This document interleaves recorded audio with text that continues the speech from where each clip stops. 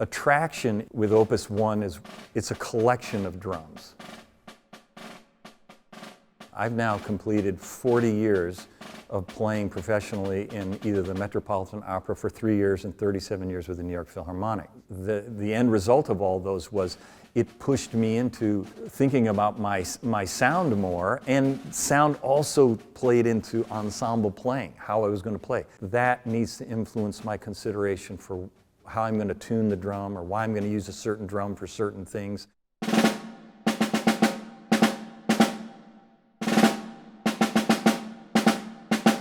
The attraction with Opus One is it's a collection of drums. So I'm never one that was going to be able to say, that's my go-to drum. I said, well, wait a minute.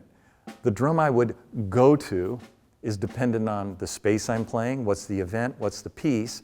So your sound needs to be considered. What's the setting? What's it going to be like? So this is a collection of sounds that I have seen work in my place of employment.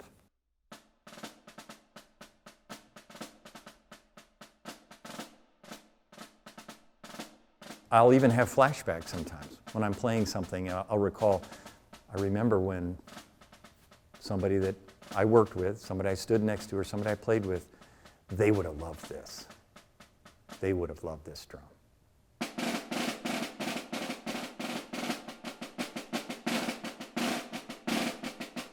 I think it's representative of being a percussionist. We're sound engineers. We're always looking around for more sounds, and how can I manipulate that? How can I engineer something that's gonna work in this particular situation, where it's really exposed or it's not? I love the process, the exploration of the sounds, discovering what an instrument might be able to do.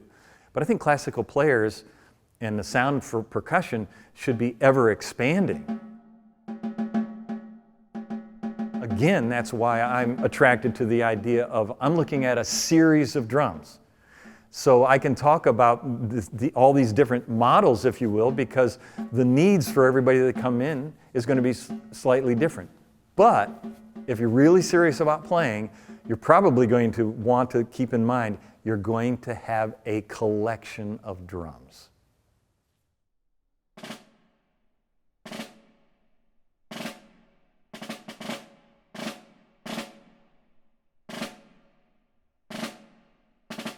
The first drum that I looked at was a MAJESTIC 5-inch brass drum, and I got it so that the head responded, the snares were responding, everything, and then pretty soon another drum.